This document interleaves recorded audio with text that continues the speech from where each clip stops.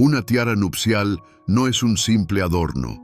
Para la realeza es una reliquia intocable, un emblema de continuidad e historia cristalizada en platino y diamantes.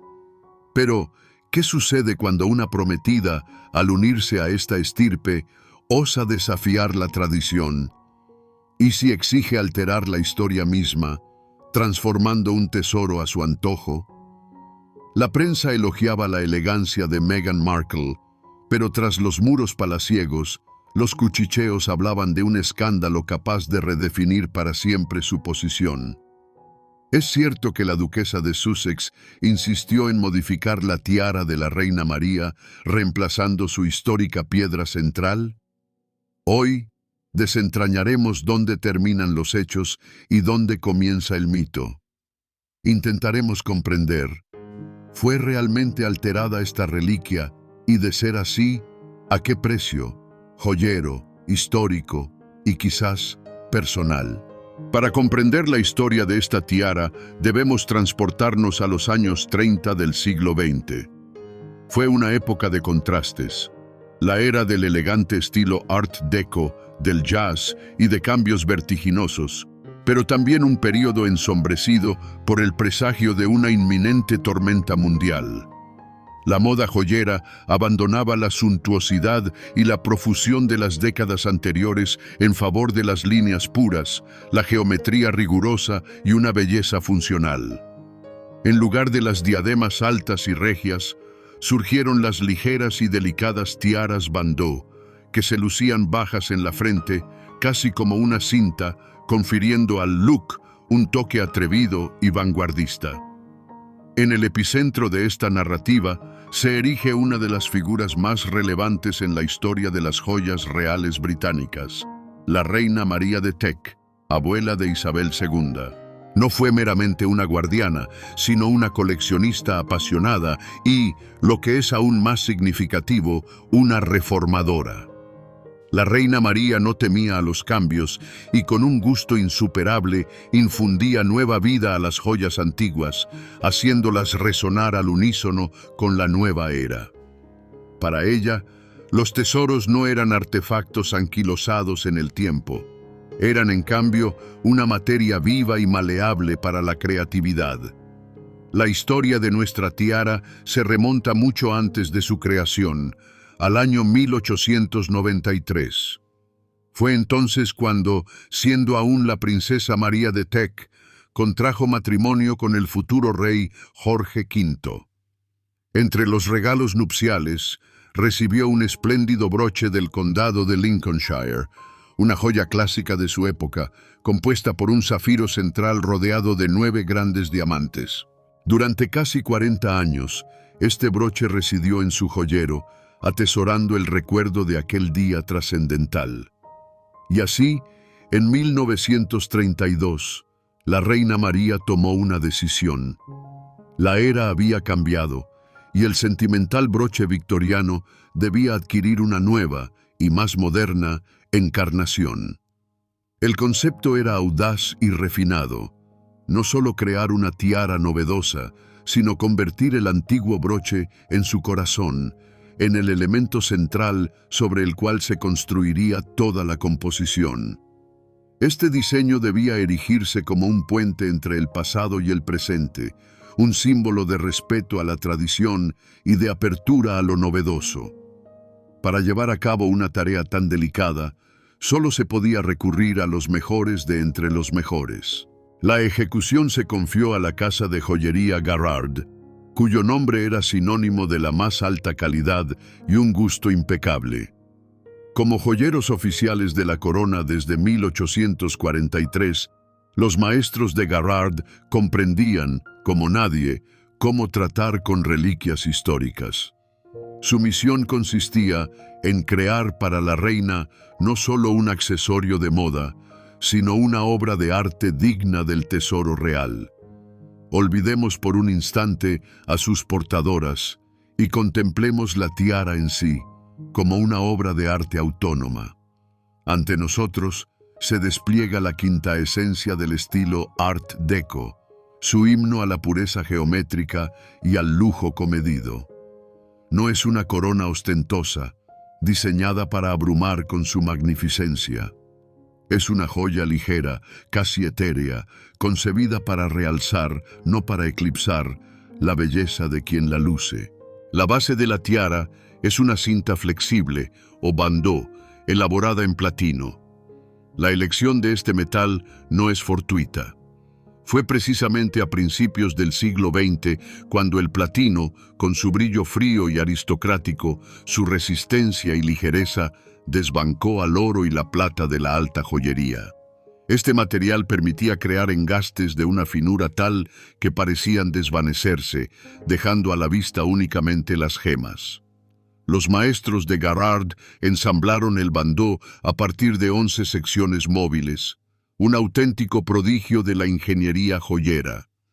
Gracias a esto, la tiara no reposaba sobre la cabeza como un peso inerte, sino que la ceñía con elegancia, como una cinta tejida de luz, adaptándose a cada movimiento.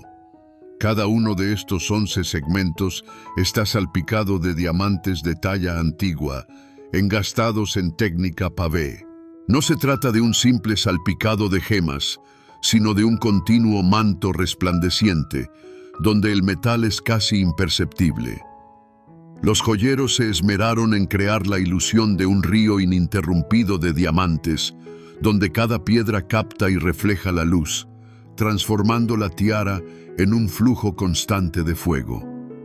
El complejo patrón geométrico, con la alternancia de elementos ovalados y cuadrados, imprime ritmo y profundidad, manteniendo la mirada cautivada. Pero el corazón de la composición, su centro conceptual y visual, es, sin duda, el broche de 1893. Se sujeta en el centro del bandeau y puede retirarse, lo que lo convierte en una joya transformable, tan apreciada por la Reina María por su practicidad. En su forma original, el broche constaba de un gran zafiro de un azul profundo, rodeado por un halo de 9 magníficos diamantes. Este contraste entre el frío resplandor de los diamantes y la aterciopelada profundidad del zafiro creaba un potente efecto dramático, atrayendo toda la atención. Imagínese por un instante que la sostiene en sus manos. Sentirá su peso agradable y palpable, pero no opresivo, el peso de la historia y del noble metal.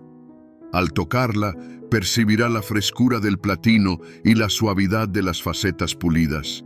Y si la acerca a la luz, estallará en miles de chispas heladas, y solo en el mismo centro arderá una única y misteriosa llama azul. Esta joya fue concebida no para la brillante luz del día, sino para el parpadeo de las velas y las lámparas eléctricas de los salones de baile, donde podía desplegar toda su magia. No es meramente un conjunto de piedras preciosas y metal. Es una sinfonía de líneas, luz y sombra, perfectamente calibrada. La tiara de María de Teck es un monumento a su tiempo, a una época de elegancia, de audaces soluciones de diseño y de un profundo respeto por un pasado que podía y debía entrelazarse en el tejido del presente. Contrariamente a lo esperado, la primera aparición pública de la tiara no fue un acontecimiento clamoroso del que dieran cuenta todos los periódicos. Su debut fue discreto, casi íntimo, y en ello radicaba su particular encanto y a la vez su propio drama. Los joyeros de la Reina María, en la década de 1930, albergaban un verdadero océano de brillo.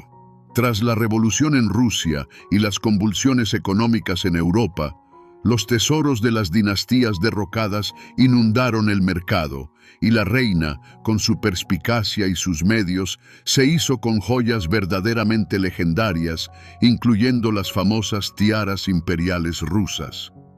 Frente a estas grandiosas obras maestras, impregnadas de una historia trágica, la nueva y sobria tiara bandeau parecía demasiado modesta, excesivamente contenida. Su elegante geometría y su frío resplandor eran un susurro exquisito en medio del estruendoso coro de diamantes y perlas de los Romanov. La reina María, sin duda, valoraba el impecable gusto y la maestría de los joyeros de Garrard, pero para las recepciones estatales oficiales, donde se exigía demostrar todo el poder y la inquebrantabilidad del Imperio Británico, elegía diademas más imponentes y de mayor significado histórico. Por lo tanto, la nueva tiara no se convirtió en su favorita para las apariciones públicas. Era más bien un tesoro personal, una joya para cenas familiares o veladas informales, cuando se buscaba elegancia sin excesiva pompa. Por esta razón, han llegado hasta nosotros tan pocas fotografías de la Reina María luciendo esta joya. Su primer triunfo no residió en las miradas extasiadas de los cortesanos y los destellos de los flashes, sino en la satisfacción personal de su dueña, que había conseguido exactamente lo que se había propuesto: la encarnación perfecta del espíritu de la época, moderna y al mismo tiempo eterna. Esta tiara se convirtió en el reflejo de otra faceta de la personalidad de la reina. No la de una emperatriz formidable, sino la de una mujer con un gusto refinado y progresista, una apreciadora de la pureza de las líneas y del diseño funcional. No se convirtió en el símbolo de su estatus, pero sí en el símbolo de su estilo. La joya fue valorada por su dueña, pero no alcanzó gran notoriedad entre sus contemporáneos. Así, casi inmediatamente después de su nacimiento, esta obra maestra se sumió en un largo letargo. No fue olvidada, simplemente ocupó su lugar en las cámaras acorazadas reales, cediendo el escenario a sus congéneres más célebres y macizos. Su momento estelar, su verdadero y rotundo triunfo, estaba aún por venir. La tiara parecía esperar su tiempo y a su heroína, quien, casi un siglo después, la presentaría al mundo bajo una luz completamente nueva. 86 años. Casi un siglo pasó esta tiara en la aterciopelada oscuridad de los depósitos reales. Transmitida por herencia de la Reina María a su nuera, la Reina Madre Isabel, y luego a su hija, Isabel II, jamás apareció en público. La bella durmiente de platino y diamantes aguardaba su momento, y este llegó en 2018, cuando el mundo se preparaba para la boda del príncipe Harry y la actriz estadounidense Meghan Markle. Fue este el instante en que la tiara Bandeau vivió su verdadera época dorada. La elección de una joya para una novia real no es solo una cuestión estética, siempre es una declaración política y simbólica, y la elección recayó precisamente en esta reliquia aparentemente olvidada. La decisión, tomada personalmente por la reina Isabel II, fue un acto de genial previsión. Mientras la prensa debatía rumores sobre el deseo de Meghan de lucir diademas más opulentas y vistosas con esmeraldas, la reina le ofreció una joya que no era una ostentosa declaración de riqueza, sino un sutil susurro de gusto impecable y un profundo entendimiento de la historia. Y así llegó el gran día, 19 de mayo de 2018. Cuando Meghan Markle salió del automóvil en la capilla de San Jorge en Windsor, el mundo contuvo la respiración. Llevaba un vestido sobrio, casi ascético, de Givenchy, y sobre este lienzo inmaculado, la tiara resplandeció con una fuerza inaudita. No rivalizaba con el atuendo, sino que lo complementaba, convirtiéndose en el acorde final y perfecto de todo el look. Sujetada en un moño elegante, sostenía el velo de 5 metros, bordado con flores que simbolizaban los 53 países de la Mancomunidad de Naciones. En ese momento, la tiara dejó de ser un mero adorno. Se convirtió en un puente entre épocas y culturas. La reliquia, creada para la abuela del monarca reinante, coronaba la cabeza de una actriz estadounidense mestiza que entraba a formar parte de una de las monarquías más antiguas del mundo. Su diseño estricto, moderno para su tiempo y de estilo Art Deco, coincidía asombrosamente con la imagen de la propia Meghan, una mujer contemporánea, independiente y que rompía las reglas. Miles de millones de personas en todo el mundo siguieron la transmisión. Para ellas, esta tiara no era una más. Se convirtió instantáneamente en la tiara de la boda de Meghan Markle. En un solo día, de un artefacto poco conocido, se transformó en un ícono, símbolo de una de las bodas más comentadas del siglo XXI. No fue un talismán que Meghan llevara constantemente, pero sí se convirtió en su única y más importante tarjeta de presentación joyera en la historia de la familia real británica. Fue su única aparición con ella, pero resultó tan impactante que la inscribió a ella y a la tiara para siempre en los anales de la moda y la historia. La deslumbrante imagen de la novia el día de su boda es solo una fachada, cuidadosamente construida para el público. Pero tras los bastidores de la corte real, en el silencio de los pasillos palaciegos, la historia de esta tiara adquirió su lado oscuro y escandaloso, que aún hoy agita mentes y genera controversias. La historia, conocida en la prensa como Tiara Gate, comenzó mucho antes de que Meghan caminara hacia el altar. Según fuentes cercanas a la pareja y las memorias del propio príncipe Harry, la elección de la tiara de la reina María no fue la primera ni la voluntaria. Inicialmente, Meghan Markle se decantó por una impresionante tiara Kokoshnik con grandes esmeraldas. Sin embargo, se afirma que esta elección fue vetada por el palacio.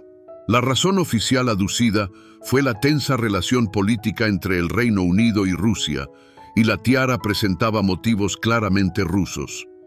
Para Meghan, esto fue el primer golpe, que dolió aún más cuando, meses después, la princesa Eugenia, nieta de la reina, lució esa misma tiara en su boda sin objeciones. Otra leyenda, aún más audaz, susurra que Meghan solicitó el préstamo de la legendaria tiara de Vladimir, una de las joyas más preciadas de la propia Isabel II. La respuesta, se rumorea, fue cortés pero firme. La prometida de un príncipe británico debía contraer matrimonio luciendo un tesoro de la corona británica, no una reliquia vinculada a la trágica historia de la casa Romanov. Verdad o invención es algo que difícilmente sabremos, pero estas historias abonaron el terreno para los rumores de un conflicto incipiente. Pero el escándalo mayúsculo, la sombra más osada que planeó sobre la historia de la reliquia, no residió en la elección, sino en una supuesta alteración. Rumores insistentes comenzaron a circular.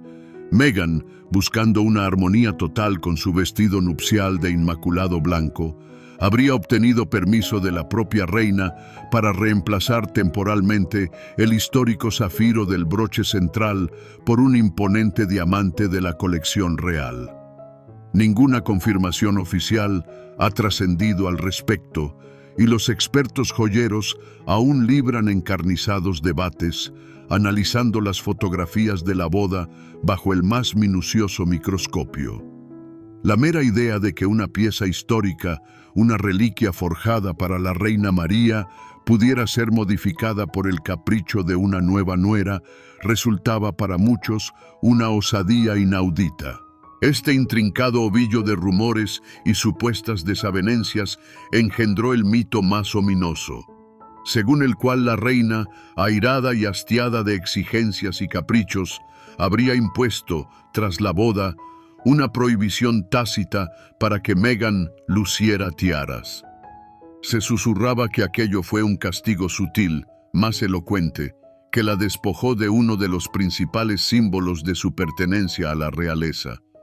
Sin embargo, como suele ocurrir, la verdad, muy probablemente, resultó ser mucho más prosaica. En realidad, la brevedad de su periodo de cumplimiento de deberes reales y la posterior partida de los Sussex a América simplemente no brindaron a Meghan ocasiones para lucir tiaras, accesorios reservados exclusivamente para los eventos estatales más formales y de mayor pompa. Pero no hay humo sin fuego, y estos susurros, debates y escándalos se incrustaron para siempre en la historia de la tiara, transformándola de una mera joya en un emblema de choque cultural y de sueños truncados. La imagen resplandeciente de la novia el día de su boda es solo una fachada, minuciosamente construida para el escrutinio público. Pero tras bambalinas de la corte real, en el silencio de los pasillos palaciegos, la historia de esta tiara forjó su lado oscuro y escandaloso, que aún hoy agita las mentes y alimenta encendidas controversias. Una historia, conocida en la prensa como el Tiara Gate, germinó mucho antes de que Meghan caminara hacia el altar. Según fuentes cercanas a la pareja y a las memorias del propio príncipe Enrique, la elección de la tiara de la reina María no fue ni la primera opción ni una decisión voluntaria. Inicialmente, Meghan Markle había fijado su mirada en una deslumbrante tiara Kokoshnik con imponentes esmeraldas. Sin embargo, se dice que esta elección fue vetada por Palacio. La razón oficial esgrimida fueron las tensas relaciones políticas entre el Reino Unido y Rusia, ya que la tiara poseía claras reminiscencias rusas.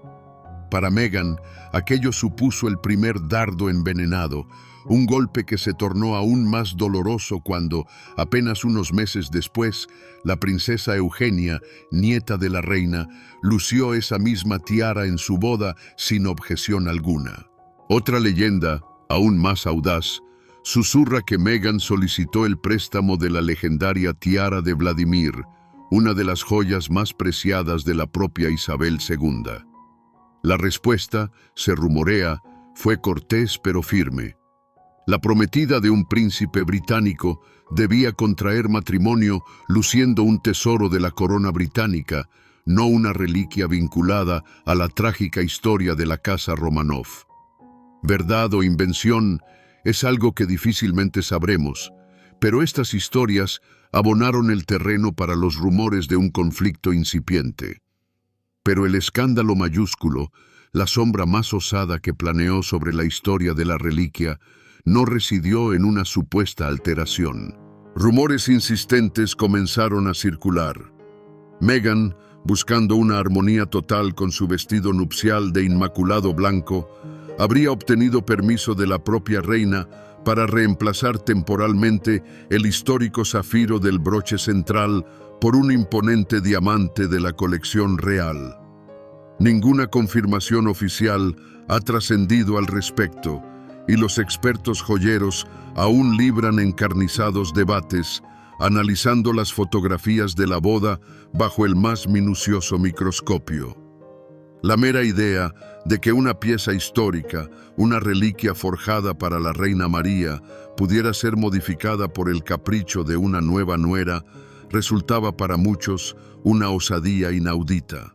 Este intrincado ovillo de rumores y supuestas desavenencias engendró el mito más ominoso, según el cual la reina, airada y hastiada de exigencias y caprichos, habría impuesto, tras la boda, una prohibición tácita para que Meghan luciera tiaras. Se susurraba que aquello fue un castigo sutil, más elocuente, que la despojó de uno de los principales símbolos de su pertenencia a la realeza. Sin embargo, como suele ocurrir, la verdad, muy probablemente, resultó ser mucho más prosaica. En realidad, la brevedad de su periodo de cumplimiento de deberes reales y la posterior partida de los Sussex a América simplemente no brindaron a Meghan ocasiones para lucir tiaras, accesorios reservados exclusivamente para los eventos estatales más formales y de mayor pompa. Pero no hay humo sin fuego, y estos susurros, debates y escándalos se incrustaron para siempre en la historia de la tiara, transformándola de una mera joya en un emblema de choque cultural y de sueños truncados. La era de esta tiara, en manos de Meghan Markle, resultó ser deslumbrantemente brillante, pero estruendosamente corta. Su final no estuvo marcado por sonoras subastas o una transmisión ceremonial como herencia. Llegó de forma silenciosa, casi imperceptible para el gran público, como la inevitable consecuencia de una de las rupturas más dramáticas en la historia reciente de la familia real: la decisión de los duques de Sussex de renunciar a sus funciones oficiales. Este momento, conocido como el Megxit, se convirtió en la línea divisoria que separó para siempre a Meghan de los tesoros de la corona. La devolución de la tiara al búnker real no fue una mera formalidad logística, fue un acto cargado de simbolismo. La joya, que el día de la boda sirvió como un puente que conectaba a la nueva duquesa con la historia centenaria de la monarquía, ahora se erigía en símbolo de una conexión rota. La atmósfera de esta despedida no estaba impregnada tanto de la tristeza por el adiós a una hermosa pieza, cuanto de la amargura de esperanzas insatisfechas y del fin de un cuento de hadas que el mundo entero siguió con el corazón en un puño. Tras su única pero triunfal aparición, la tiara volvió a sumergirse en su habitual vida en la sombra. Regresó a los búnkeres de alta seguridad del Palacio de Buckingham, transformándose de la joya más comentada del planeta de nuevo en un número de inventario en el catálogo de las gemas reales. En la prensa circularon durante un tiempo rumores absurdos de que Meghan se había llevado la reliquia a América con la intención de venderla. Pero aquello era impensable. La tiara no era un obsequio personal, había sido prestada por la corona. Y los tesoros de la corona no pertenecen a una persona, sino a la institución, y su destino se rige por los protocolos más estrictos. Así concluyó este breve pero vívido capítulo. La puerta del cofre real se cerró, y la tiara bandó de la reina María se encontró de nuevo en el aterciopelado silencio junto a otras reliquias, aguardando su próxima aparición en el escenario mundial. Para ella fue un regreso a casa, y para el mundo, la confirmación silenciosa de que la época de la duquesa de Sussex como miembro activo de la familia real había terminado de manera definitiva e irrevocable. Aunque físicamente la tiara regresó a la oscuridad del almacén, su segundo nacimiento, ocurrió precisamente en el momento de su desaparición del ojo público. Volvió a la escena, pero no a la almohadilla de terciopelo en la vitrina de un museo, sino a la inmortalidad digital, a la memoria colectiva de miles de millones de personas. La boda de 2018 no fue solo su debut, sino un punto de no retorno, después del cual dejó de ser una mera joya histórica para convertirse en un fenómeno cultural. Se produjo una redefinición completa de su esencia. Hasta ese día, era un artefacto para un círculo reducido de historiadores y expertos en joyería. La tiara bandó de la reina María de 1932. Después, se convirtió para siempre en la tiara nupcial de Meghan Markle. Su nueva interpretación quedó indisolublemente ligada a la personalidad y el drama de su última portadora. Ahora, al contemplarla, el mundo no solo ve la elegancia del Art Deco, sino también una historia de amor, de ruptura con las tradiciones, de escándalos y de esperanzas. Ha absorbido toda la resonancia de la historia contemporánea, erigiéndose en su silencioso testigo de diamantes. Y precisamente esto es lo que elevó su valor a una altura inalcanzable. Ya no hablamos de quilates o del costo del platino. Su valor histórico se ha multiplicado por 10. Ahora no es simplemente una reliquia de la época de Jorge V. Es un artefacto clave en la historia del reinado de Isabel II, un símbolo de uno de los periodos más turbulentos en la historia reciente de la monarquía británica.